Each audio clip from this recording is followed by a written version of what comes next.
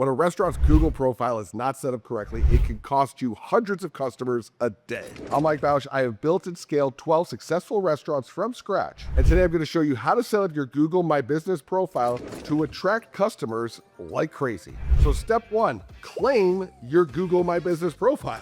Today, that profile is just as important, if not more important than your website, maybe even more important than your social media, because that is going to determine whether or not you exist. And no matter what you think about how great your food is, that will not determine your success as much as Google will. So search your restaurant right now on a different browser that you're not used to using, and see when you just type in the name of it, do you pull up automatically? If you don't have location services on, will you organically be found? Because if you really don't own your listing and make sure it's tight, Google is going to assume, and that can get messy with the outward customer base and what they see. So again, make sure you've claimed it, which means a little postcard being sent to your place of business, get that code, get this business profile, and then we're ready to rock. And I suggest logging in as admin with a Google email. It's tight when it's Google talking to Google. Not my Hotmail or Ask Jeeves email, but rather my Google email that has my domain attached to it. This is all so that when people type in best tacos near me, if you're a taco place, you pull up. If you don't do that, you don't pull up. And if you're not in the top 3, you don't really exist. Only the first page of Google exists in the real world, so let's act like it. And if your data is inconsistent on your Google profile, you won't even be in the conversation. Not just the conversation of SEO on Google, but beyond Google search, what AI searches for, i.e. GPT, Gemini, Claude, all these. Are you in the conversation there when someone types in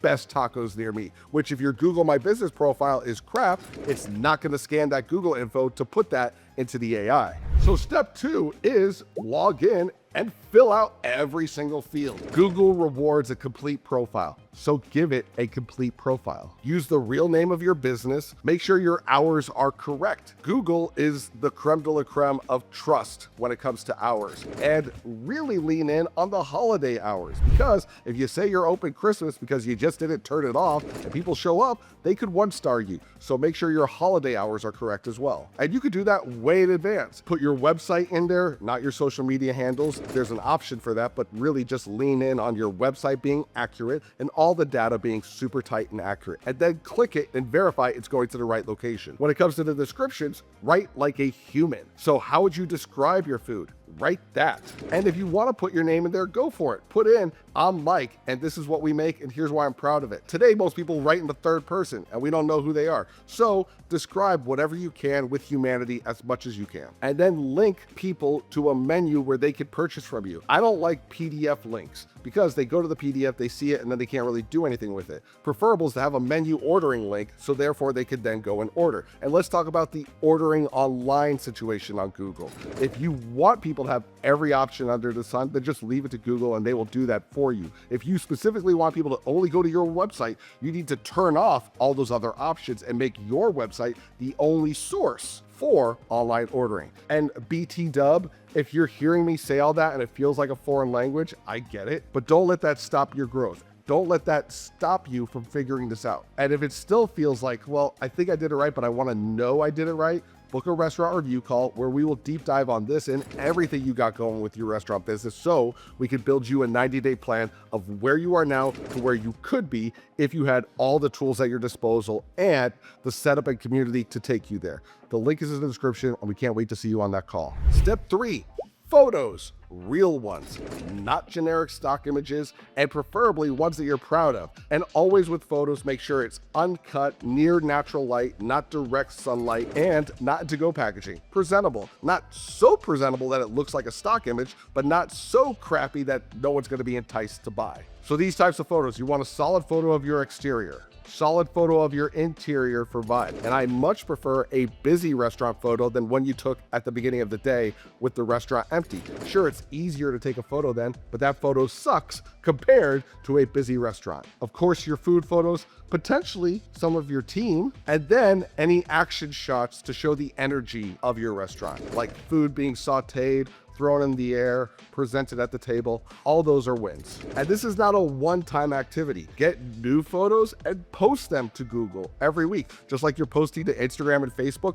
post to Google. And when you do that, Google feels fulfilled, like you care about Google, and then Google rewards you. And if that food photography thing was like, well, am I doing this right? I'm gonna make a whole video on the best way to do food photography, so make sure you subscribe and get that video when it comes out. And just like I was talking about those Google photos, that's a Google post. You can and should do those. This is free attention that most owners don't use. So if you're having an event, if you have anything going on ever, Google wants people to know about it, so let them. If you're posting events on your website, no one knows about it. If you post it on Google, if someone searches events in my town, Google's gonna help you out there. So do this once a week for your specials, for new menu items, for anything you got coming up, like trivia night. Step 5, and possibly the most important, are reviews. Now, you've seen your reviews potentially, right? But are you responding to them the right way, which is hear them out, offer a solution, solve the problem, and thank them with your email and a path to get this refunded and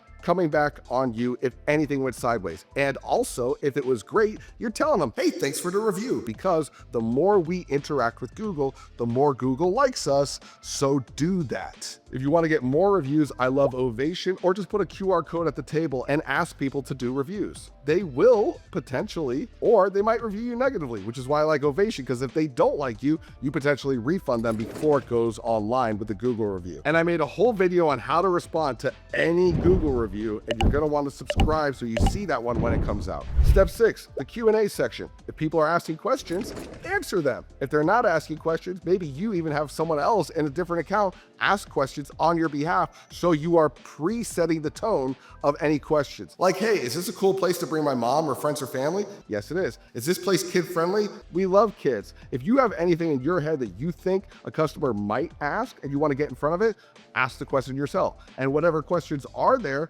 sure as hell make sure you answer. Step 7, NAP Consistency. That means name, address, phone number. Are they consistent on Google? And for that effort, everywhere online, is it the same? If you want to do this yourself, the heavy hitters are Google, Yelp, TripAdvisor, and Facebook. Now, if you want it to go everywhere, you can use a program like Marquee, which will do that on your behalf. There are several other platforms out there, but they are sometimes problematic and they do have a cost. They do work though if you want to have consistency across the whole internet. And if you don't want to pay for that, then audit yourself and fix it wherever you see an inconsistency. Step 8. If you want to look really clean, put every great story about you, i.e. your backlinks and your citations, into Google. Both of these build trust on Google. So how do you get them? Local press, local blogs, your Chamber of Commerce. When these organizations mention you, it builds up your ranking on Google. And that leads to step 9, which is the website anchor. When people ask, how should I go about getting my SEO tight? Should I go buy Google ads? Of course, spending more money with Google will make your SEO better, but let's make sure your SEO, search engine optimization, is tight in and on your website. So if you are serving burgers in Phoenix, Arizona, you should have those scannable text words on your website. For my website, I'm serving pizza in Tulsa, Oklahoma. So on my website, you can scan the word Tulsa, pizza, Oklahoma, pizzeria. So if anyone types in those words, including restaurant, we pull up. And if you're still asking, should I still buy Google ads so I could build up my SEO? Let me say this. If you are the only Indian restaurant within 100 miles of you, you kind of already own the SEO. But if you're in a saturated market, then Google can help with that. For us and every pizza restaurant in America, I will never win that game of Google ads because Domino's and Pizza Hut buy it out. But on organic SEO, I win every time because I've done my due diligence and I'm best in class in my area. And I have my SEO dialed in via scannable text words. So my website has that built in, a simple checkout, single click to get to the ordering screen, fast loading, and the name and the phone number are all correct. If someone clicks on your website and it was built 20 years ago, it's gonna be slow, you need to update. Now let's talk step 10, how you're gonna win the AI search. Because now people are going to all their AIs of choice, whether it's GPT, Gemini, Claude, or whatever it is, and asking, what's the best restaurant I should go while visiting X town? Or, I'm looking for a family-friendly place to eat X. What should I choose? There's no shortage of the things that people are writing because they're not just Google searching it with a few words, they're writing whole questions in paragraph form. And the AI needs to be smart enough to pick up what they're actually asking. And then Are you the answer? And if your info is inconsistent, you are going to get skipped. So make sure your Google My Business profile is super tight, get mentioned on more websites like Reddit, and have real content on your website answering real questions. If blogs and articles are talking about you, that's great. Make sure that they're in AI. And if they're not in AI, then the best way to make sure it gets in AI is to ask that AI. And if need be, upload it to that AI. AI is always evolving, and what's working today might not be the thing in 6 months, but today just say, hey, Claude, what's the best way for you to know about my restaurant so when other people search for it, we pull up? We've done all this stuff. We've done all this stuff. Can I load you those articles so you're aware of them? And Claude will be like, sure, I sure would love to help you out. Because if you didn't know this, Claude has the same voice as Mickey Mouse. By the way, I share a video on how to use AI to grow your restaurant brand with easy, affordable things you could do in 2026. Watch that video after this one. So let's talk about the action plan. Here's what you can do today. If you haven't already, claim your profile. Come on. Then update your hours, verify any days this year that you're not going to be open and load them now. Add 10 gorgeous photos, add descriptions to those photos, create just one Google post, respond to any reviews that have not been responded to. And if you have all of them, start with 10. Answer the Q&A, create questions if there are none, and then get a system for reviews, whether it's Ovation or just a QR code at the table or on the receipt. That's 30 minutes of work to have exponential more visibility for no money. It's just in taking a little bit of time, and you can do that because Google is your front door. Is it open, or is there a moat with a bunch of sharks jumping at people in front of your front door? Because when you have an inconsistent or crappy profile, you're pushing people away from your business. When it's done right, it's a gorgeous open front door ushering people in. Let Google be your friend. And if you want help building systems for once they come in the door, or to get them in, or to financially keep this thing viable, along with getting everyone on the same page, negotiating with your vendors, and a litany of other things that we're doing in the Unsliced community, book a restaurant review call. It's a 90-day plan, free to you, with some freebies on the call. I've made this stupid easy and a massive win so that you are coming into that call already winning. Why? Because I'm just that swell of a guy? Kind of. And also I want to invert the restaurant statistic of so many restaurants failing. Instead, I want independent owners to have an unfair advantage over the big boys. That'll happen when you join Unsliced. And for now, thank you for checking out this video, and I'll see you on the next one.